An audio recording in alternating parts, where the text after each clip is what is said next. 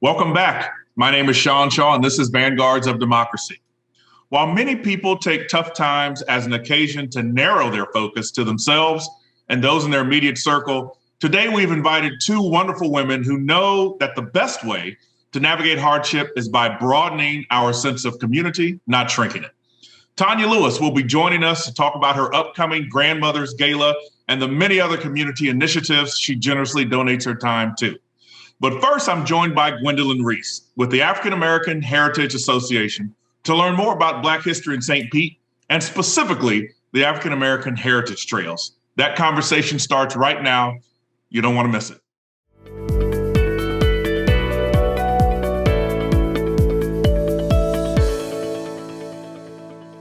Hey, and welcome to another segment of Vanguards of Democracy here with Sean Shaw, and I am honored. We're doing a lot of St. Pete stuff, I know, but that's because we got a lot of good St. Pete listeners over there and St. Pete viewers of the podcast, so I'm happy to do it.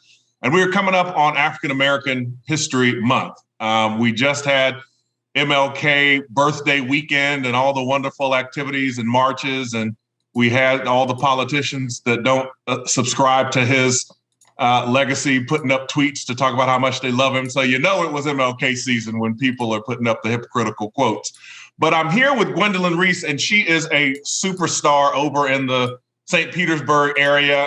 And I have admired her from afar, and the work that she does in this space is important. Gwendolyn, I'm going to let you introduce yourself in a minute, but I just want to give context as to why it's so important, because look around what's going on now at what I would argue is a concerted effort to somewhat try to not acknowledge our history, to ignore our history, and quite frankly, to go around our history because it makes some people uncomfortable. Yeah. And your discomfort at my history ain't my problem. That's your problem. And yes. So, Gwendolyn, I want to bring you on. We're going to talk about some of that stuff, but I just want to say thank you for coming on. We're doing this virtually, and we're going to see how this works out. It's going great right now, but I appreciate you joining us. Just tell a little bit about who you are and how you got to where you are now. I always like to hear the journey because no one ever starts out the same way they end up. It's always a fascinating journey to get there. So I just want to give the people a chance to know you. Good morning, namaste, and good morning. And it's a pleasure to be with you today. It's always a pleasure to talk about the rich culture, heritage, and history of our people. So right now, I'm the president of the AfAM Heritage Association in St. Pete, and we actually created an AfAM Heritage Trail. I think it's been almost 7 years now. And it's you can do your own tour, or you can have a guided tour, but we're very excited because no later than March, we will launch our digitized trails so that anyone can take a tour on that trail, no matter where they are in the country, or as a matter of fact, wherever they are in the world. I think it's also important for me to tell you that recently I was a part of the research team, and we did the research for a commission to study structural racism in the city of St. Petersburg. That study was accepted and approved by City Council in early December.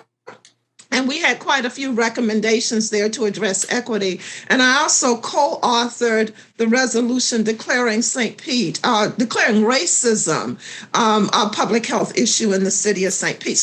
But when you talk about history and you talk about racial justice, they're connected. That you can't separate them because when you really know the history of our people, then you know the journey and you know the work that needs to be done. So when did this journey start for me? I was about 5 years old. And I was walking out of the Five and Dime store with my mother on Central Avenue, and I looked across the street and the marquee said Snow White and the Seven Dwarfs. And yes, I could read at 5. I went to, of course, a predominantly Black preschool, and they started teaching us to read at 4 years of age. And so I asked my mother, could I go see that movie? And she told me no. And so I said, why? And she said, because we are colored or Negro. I don't know which term she used, and we can't go there. Why? So every answer she gave me, it was another why. And my mother told me from that day on, my behavior changed. When we got on the city bus, when she'd get to the back, I wasn't back there. And she had to come up front and get me. When she'd find me in the stores sometime, I was drinking out of the white water fountain and not the colored water fountain. So that tells you the impact of racism at a very young and tender age. We began, once it hits us in the face, it never goes away. And at that very young age, I decided this is not right. And so I started there, addressing that in my own little way. And as I got older and there were more tools for me and I learned more, then I addressed it in other ways. But that's how my journey started. That's a really good story. It is one that I know a lot of us have in different ways. But I want to ask you, there are some who would say racism no longer exists, number one. And there are some incorrectly say, I should say, and there are some who would incorrectly say that a focus on African-American history is divisive and it doesn't need to be taught separately. How do you address those concerns? First of all, racism exists. Race is not real, but racism is, and we're living it every day. And unfortunately, it's not only white people who say that. There are even some people of color who say that racism does not exist. It's very difficult for us to really accept that racism exists and that microaggressions are launched against us every day, all day. And so for some people, denial is an easier way to address it rather than to say, yes, racism exists and I'm experiencing it every day. And it has a weathering effect on my body. It has a physiological effect on my body. But when we talk about African-American history, it's very important that we know, yes, it's our story, but our story is a part of the national story. Right. And so when our story is not told, and you use some words, I think you said omission, I call it whitewashing. So I think U.S. history has been whitewashed so that anything that does not reflect positively on white people is either omitted, brushed over, or made to look as though it was not as harmful as it was. Ideally, African-American history would not have to be taught separately. There is not a subject taught on any level that does not and should not include African Americans because we contributed in every area, whether it's literature or science or math or history or whatever. But that is not done. So unfortunately, or maybe fortunately, I don't know, because of Dr. Carter G. Woodson, we have African American History Month, and we have an emphasis on the history. It is not divisive at all. But what it is it's difficult for people to accept the role that white people played in this country's history as it relates to the atrocities against not just Black people, but First Nations people, Mexicans, Japanese, Chinese, all of us, but particularly us, because we were brought here for the purpose of being used for free labor. And capitalism and everything that America is would not be if not for us. And so for some people, that's very hard to acknowledge. And, people go into this guilt thing. I do anti-racism training, and white people immediately feel guilty. I didn't own slaves. It's not about your personal piece of this. It's about overall what has been done in this country and I don't even call them the majority population, by the white population in this country. Amen. You said a lot in there that I want to unpack. Okay. You're absolutely correct. African American history is American history. And yes, we do ourselves a disservice when we whitewash it in the way that it is usually done. Not only, and I always get very frustrated when Martin Luther King's birthday comes because of the Disney version that is given to us. He was the most revolutionary leader we had at the time. He was also the most hated man in this country at the time. And that doesn't fit in certain people's narrative. And it doesn't make people feel good when they look back and say, wow, we all hated him when in fact what he was preaching is, I think, what the country now would recognize as where we need to be as a people. But the political nature of history right now is very concerning. It's being used as kind of a political football in a way that is dangerous and in a way that is going to result in, race is the wound in this country that festers. And it might scab over sometimes, but it busts open. It's just a wound that has never been treated. The wound itself never been treated. And just ignoring it isn't going to treat it either. And changing history and ignoring history isn't going to change it either. And I know there's the majority of this country, quite frankly, according to what the polls say, would rather kind of forget it and forget how it actually happened. And to your point, you're right. People want to say, I didn't have slaves and none of this was me. Why don't we just move on? Well, because that history informs where we are today. And it informs why we have certain disparities and inequities and things that we have today. And if you want to address those, you got to understand how we got there. Yes. And to your point, at least when I was growing up, I was taught about Booker T. Washington, at school at least. Booker T. Washington, George Washington Carver, and Martin Luther King. That's who I was taught about. I didn't hear nothing about W.B. Du Bois or Marcus Garvey or none of that stuff until I got to higher education. So it's very important that we teach it and we allow people to experience it, particularly where we live, the towns where you live. That's why I want to talk about how your organization started and how it and why it began and why you thought it was important. Because it's one thing we're talking about national history, but it's important that people living in their communities know why certain things are and what happened in those communities. So how did you all get your start those 7 years ago, I think? Before I say that to you, Tampa, every community in this country has a rich history as it relates to the African-American presence. And if we don't tell the story, nobody will. The other side of it is it's our story to tell, so we cannot let others co-opt our story and tell their version of it. It really started under Mayor Bill Foster. And he came to me one day and he said, as mayor, that oftentimes they attend the wakes of Black community members. And he told me of the incredible stories he would hear at wakes about people that he never heard before. And they did, tremendous things, brave things. They were very much a pillar in the community. And he wondered, how could we preserve those stories?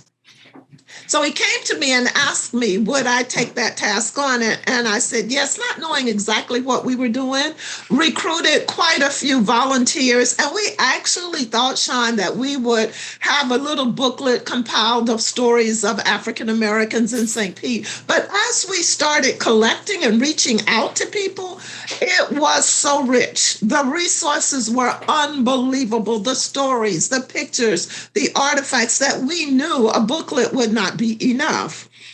We worked closely with the city preservation, planning and preservation department and city government because the mayor asked us to do this. And through them, we secured a $50,000 loan from the state of Florida, Historic Preservation. And from there, we said, okay, what we will do is create a trail, not a booklet, a trail, and we will have guided tours and we will tell the stories and the events that are part of our history. And we covered the first 100 years of the African-American presence, which is 1868, when John Donaldson, the first African-American settler on the Pinellas Peninsula, came, through 1968, which is sort of considered the end of that civil rights era. So we tell the story of the first 100 years of the African-American presence in St. Pete. I want to hear more some of the highlights of the trail. One, I plan on coming on this trail because these things fascinate me. I'm fascinated not only by the history, but about the people we still have. We live in an interesting time. Yes. Because we have people with us who marched with Dr. King and John Lewis. Yes. We have those with us today now. Yes. And so we've got to make sure that we understand that and talk to them and give them their flowers while they are here. But tell me some more of the highlights of the trail and that good stuff. So much of the trail. I was born in 1949, so I'm 72. I'm not getting older. I'm just a milder variant of that which I was. And so I was born and raised here. I was born in a house behind the Negro hospital, delivered by a midwife. So at least 20, 30 of those years, I actually lived it as well. And when we were doing the study on structural racism in St. Pete, it was very traumatic for me because a lot of what I was researching and uncovering, and I provided the historical piece of it, I lived it. So I was being, re-traumatized over and over. But when we talk about the trail, it's trauma. We have to be honest about that. There is trauma involved when we talk about our past, and that's why some people don't want to talk about it. It's very traumatic to us, even if we don't know it. Like in St. Pete, there was 3 lynchings in St. Pete, and we recently erected a lynching memorial on the site of one of the lynchings of John Evans in 1914. That is traumatic for us, even if we don't know it. When we're standing there looking at that memorial, or we're talking about what happened to him, we are being re-traumatized, which is one reason some people do not really want to delve into the history.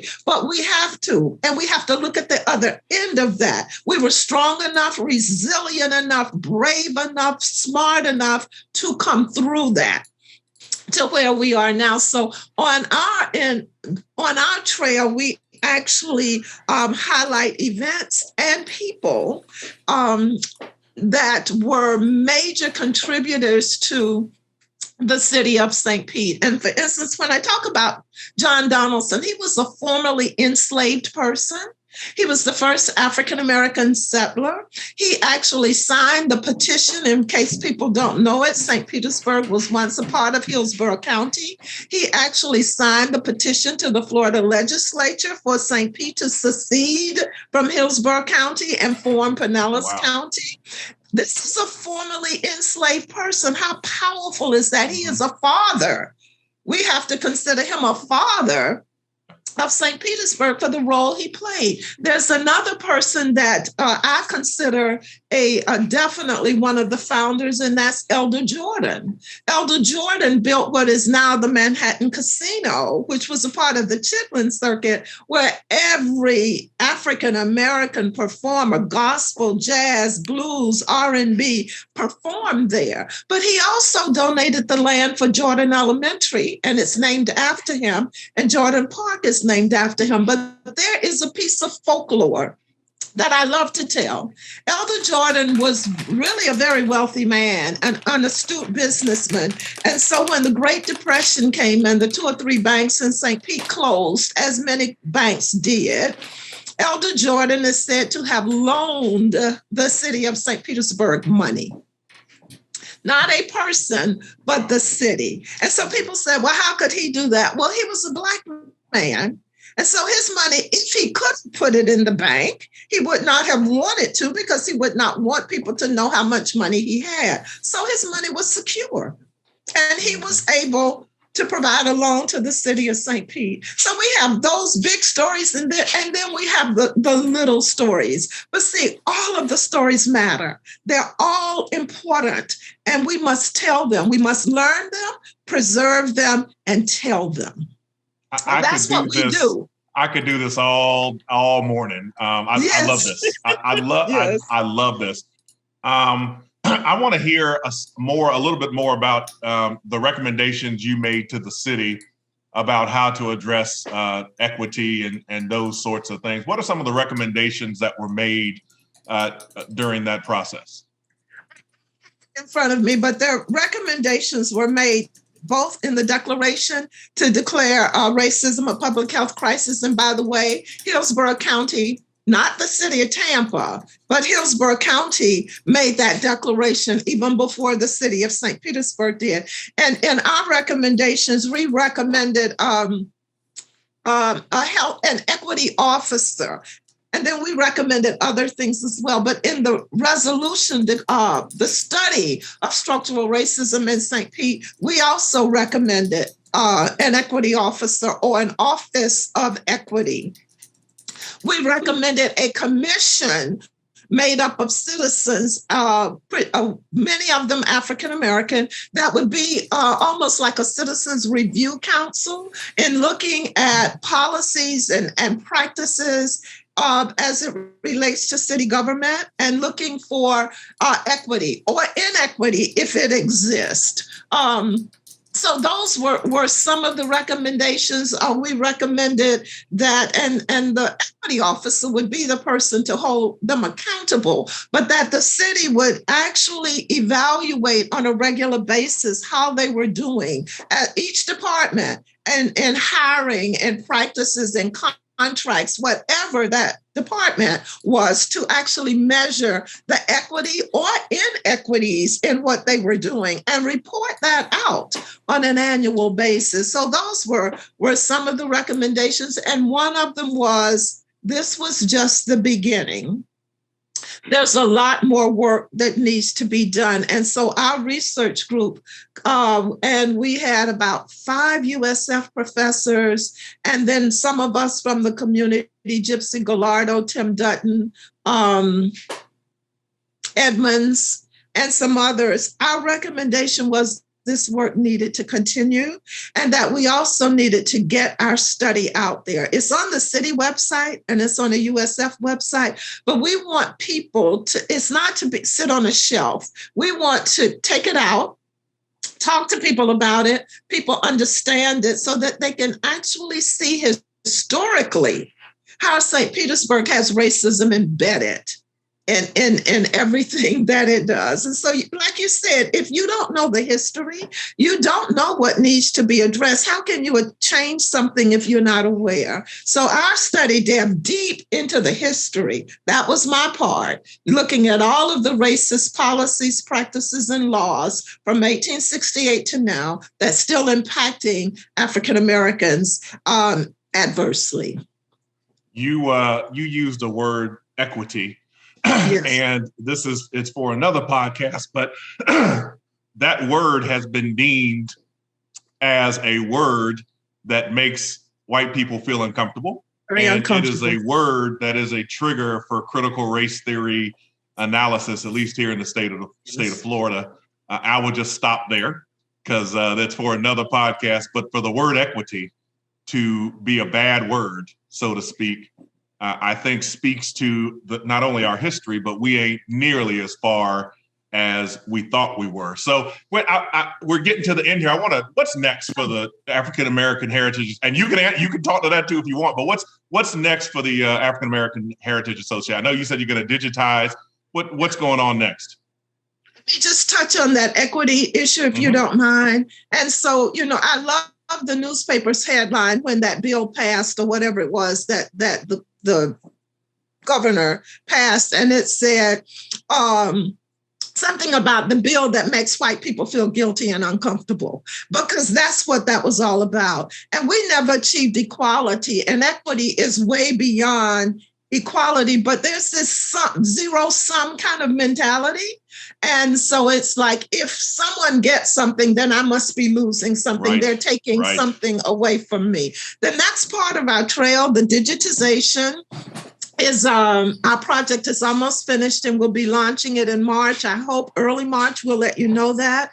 There is another very large African-American community, Methodist town. And so that is our next phase, to actually erect a trail in Methodist Town telling the rich story and history of Methodist Town. Large number of businesses, churches. It was named after Bethel AME Church, and it surrounds that church. That church is 125 years old now. So that's another key part of our story that we need to tell. So that is hopefully in 2022. We've already started the research. We have not started applying for the funds necessary, but phase 2 is Methodist Town. So we have a lot of work cut out for us. Yes, we do. I love it. It's important work. Thank you for joining us here, not only just because it's Black History Month, but because I'm coming on the trail, and I want to spend some time over in St. Pete, and I'll let you know maybe when I can make it over there. But this stuff is just fascinating to me because it just gives you a picture of where we've come and where we need to go, and Yes. whose shoulders we are standing on, and all that stuff that we need to be aware of. So I want to thank you for coming on this morning and letting the viewers and the listeners know. And we will be back, and I will come over there and do a lot of social media and let everybody know what's going on. But I appreciate it. Thank you. You're welcome. Thank you for having me. Of course.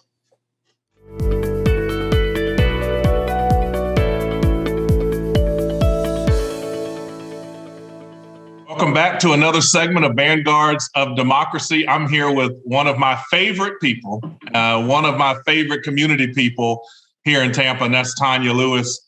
Tonya, I've said this before. I like people that see something that needs to be done and just do it.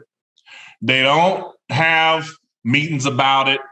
They don't have community picnics about it.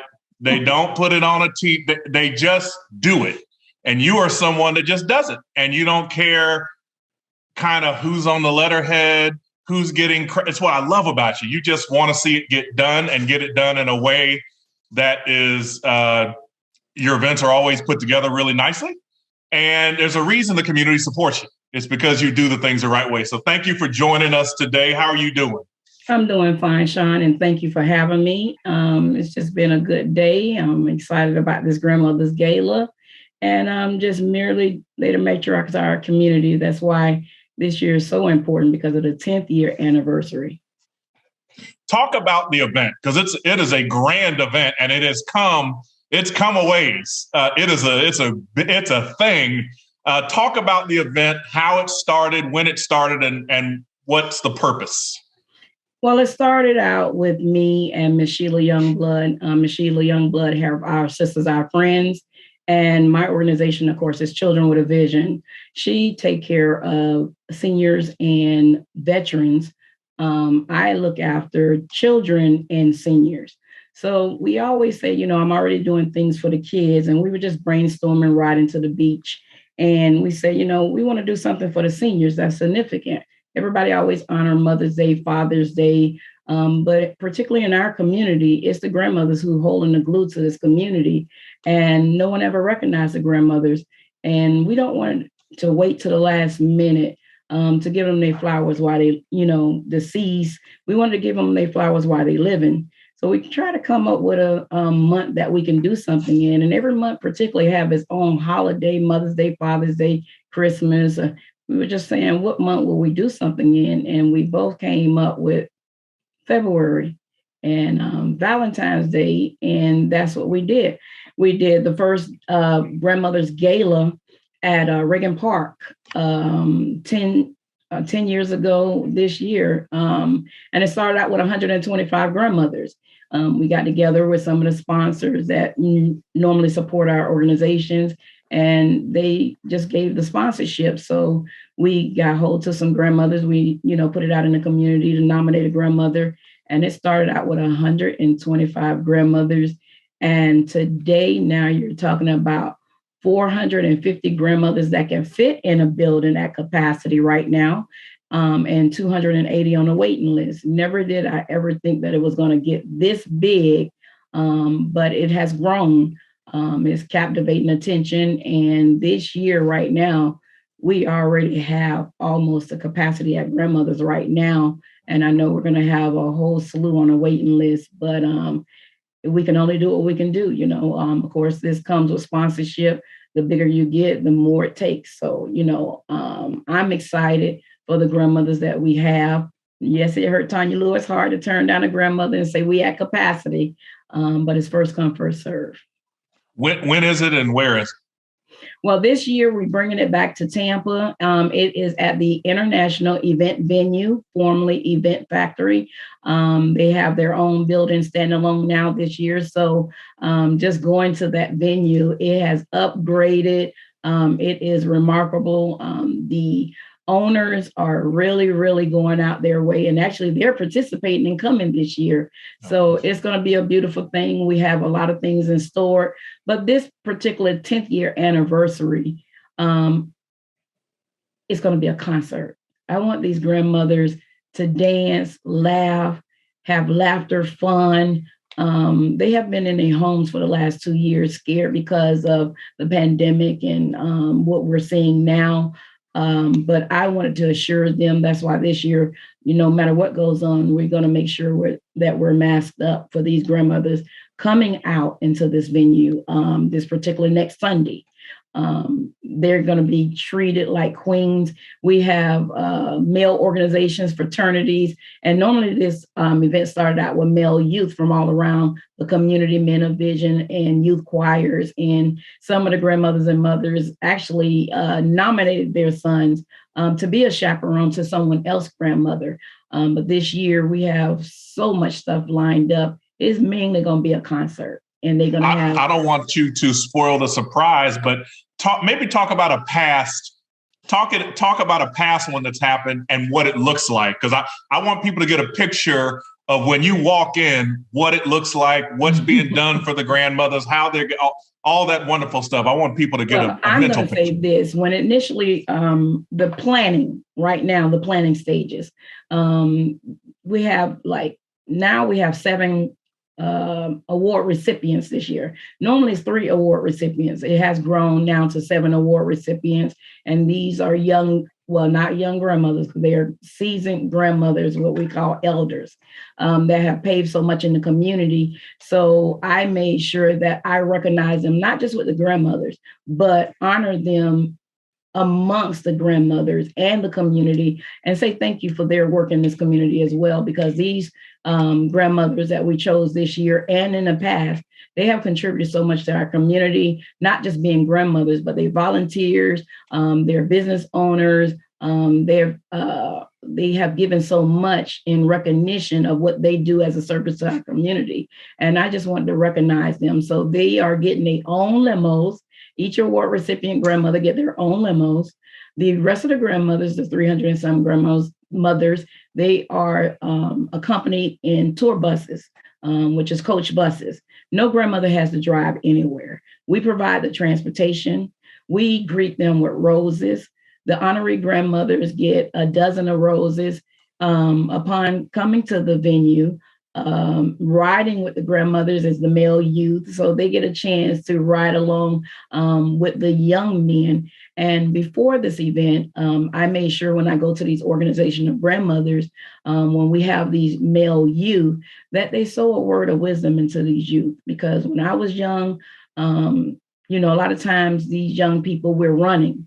We're so busy, caught up in doing what we're doing in the world today. A lot of times people write off the kids, and we can't write off these kids. No one wrote me off when I was going through my adversities. It took someone else, grandmother, sewing into me when I was young and, going through challenges. And I never forgot that. So I wanted to make sure, we tell these grandmothers today with these technology children, sow a word of wisdom that's going to stick with them a long time, because they might not hear it while they're running, but when they slow down and preferably not incarcerated, jail, or either deceased, that they come back and they hear that word of wisdom and come back and do just what I did as a productive adult today. And that's why this grandmother gala exists, because I want to tell them thank you. I never stopped listening. I might have been running, but I heard every word. But the Lord allowed me to just give back to them. They're greeted again with limos, transportation. When they come to the venue, it is so remarkable. I want them with that Hollywood style. When it first started out, we had a red gala. Now it has grown to themes. We had the masquerade. We had the Mardi Gras. This year it's all white.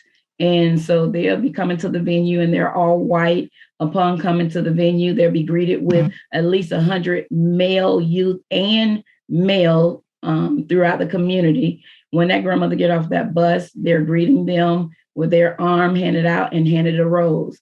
They walk them in the venue like queens, and they take them to their seats. And once they seat them to their seats, and the program then starts with a meet and greet and then a cocktail hour to where they can eat a little bit before and, talk amongst each other. But 6 o'clock, that event starts on time as a program.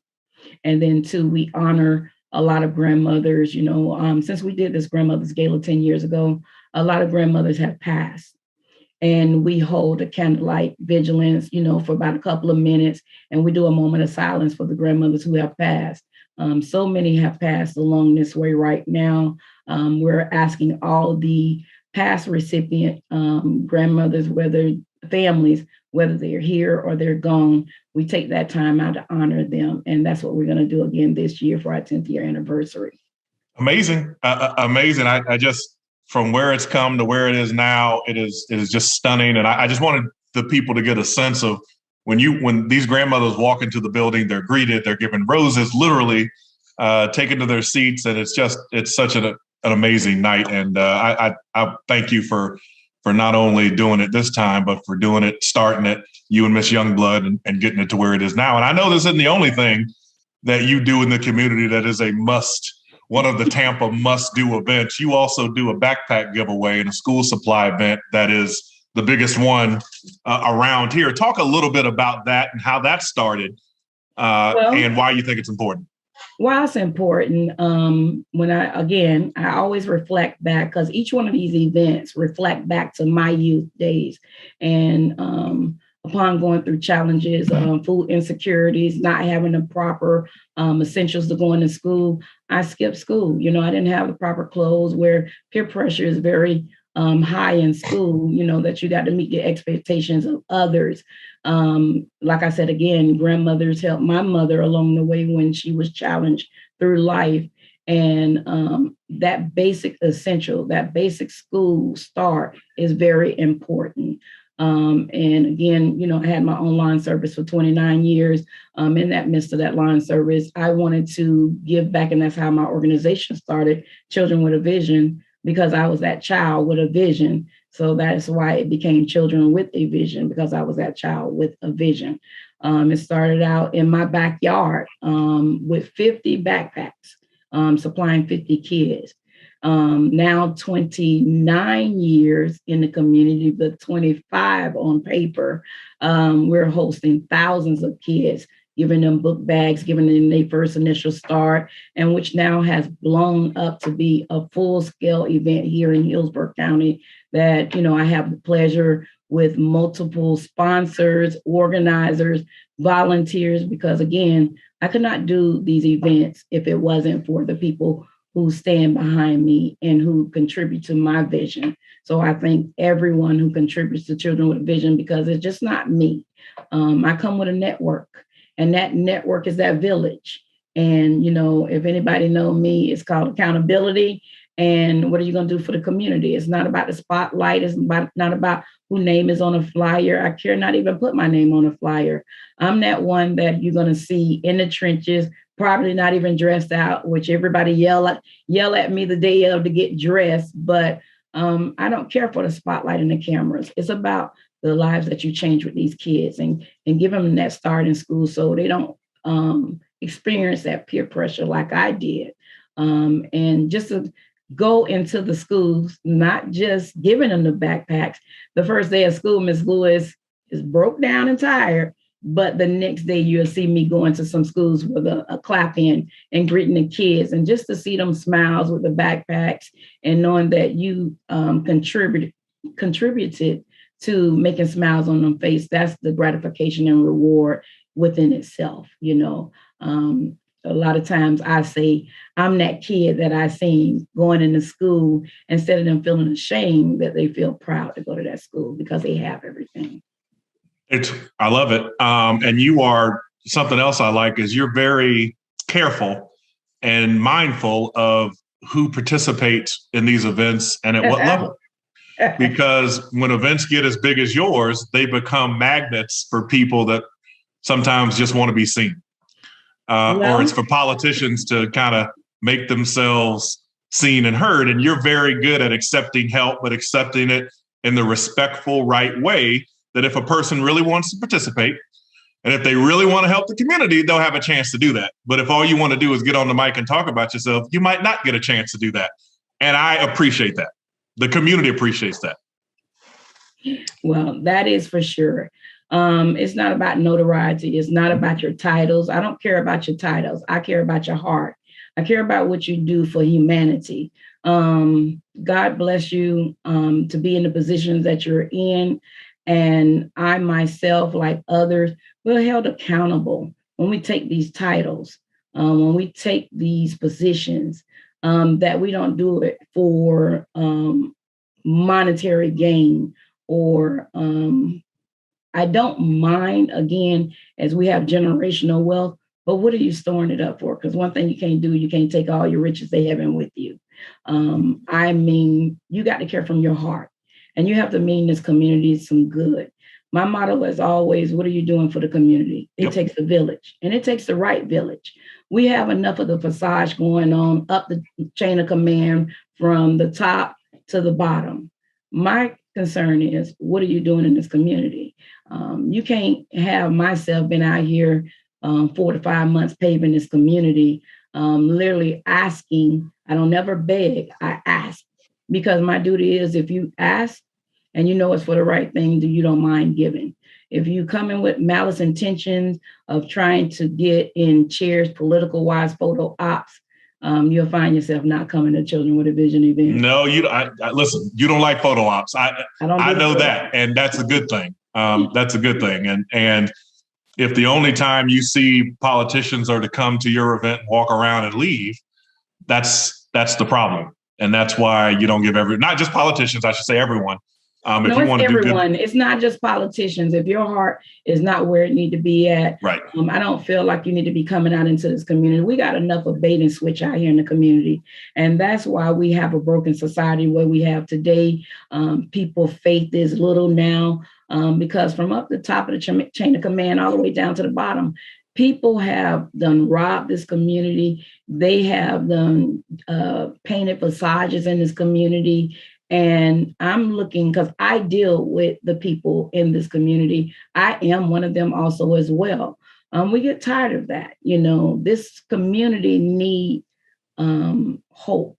They need prayer. They need to know that somebody really, truly cares for their concern, and not just for your 2-year or your 4-year while you're taking these positions. They need to know that you really care genuinely what happens to them and their community and their children and their futures. If they go on the day of tomorrow, they want to make sure they have leaders in this community that really care for the community, that's going to have their best interests at heart.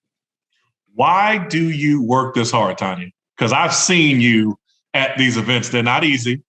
You are, you are controlling it. You are hands-on. You are making sure ain't nobody getting 15 backpacks. You are making sure that the line is going how it's supposed to go. Why do you work this hard? Why do you do this? Well, being honest, again, if anyone knows me, it always go back. I never was a person who talk about my past, but my past has positioned me now to being a blessing in this community.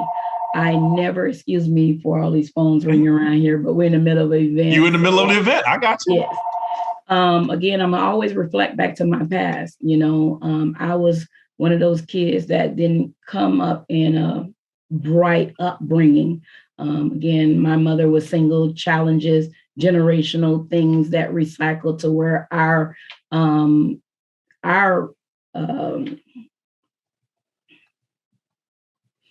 family went through things. I was that change breaker in my community and my family.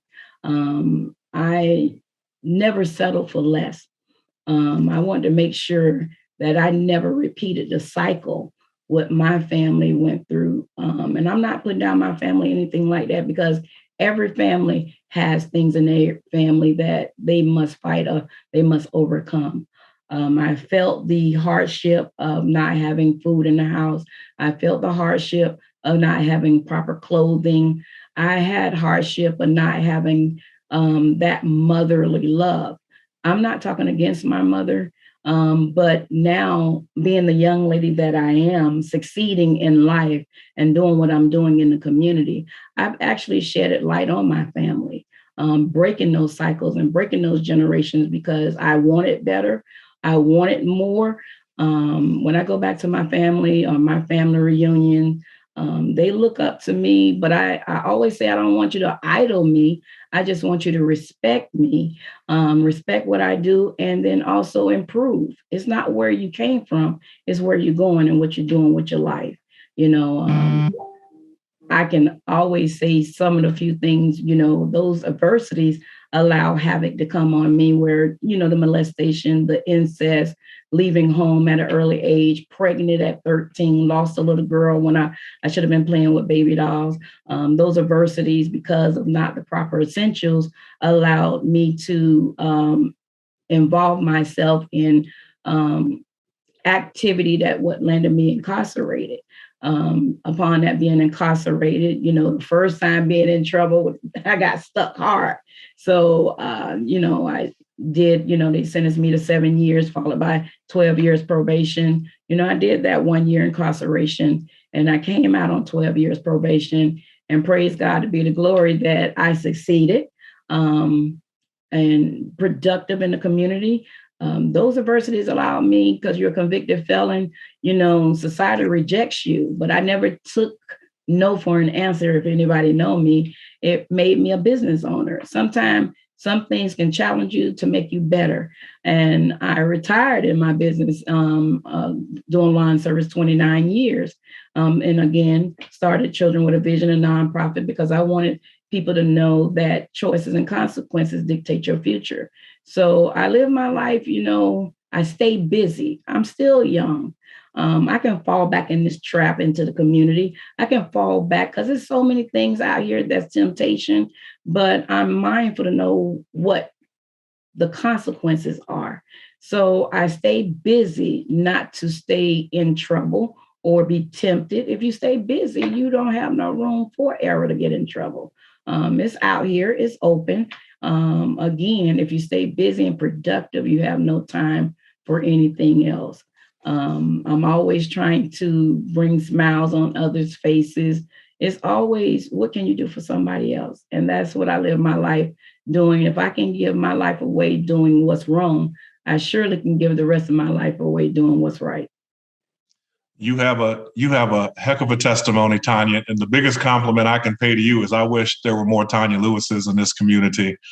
We'd be better off. And so we're at the end here. This was great. I could do this all day. I appreciate it. You're going to have an amazing event. Keep doing what you're doing, and we will keep supporting you because we love you. The community's better off because of what you're doing for it. And we know that. So, Tonya, I appreciate it as always. Thank you. Again, thank you, Sean, for having me, and stay safe out there. Thank you. Vanguards of Democracy is funded and produced by Vanguard Attorneys, a local personal injury law firm serving the Tampa Bay area with ingenuity and an indomitable work ethic. Don't forget to follow Vanguards of Democracy on YouTube or download episodes on your favorite podcast streaming services like iHeartRadio, Spotify, and Apple Podcasts. And lastly, we're excited to announce that we're launching our new landing page, www.vanguardsofdemocracy.com, where you'll be able to ask questions, recommend guests or topics, and stay up to date with news and announcements. It'll be great. If you know how to bookmark a website, this is the one that'll make it worth it. Thank you.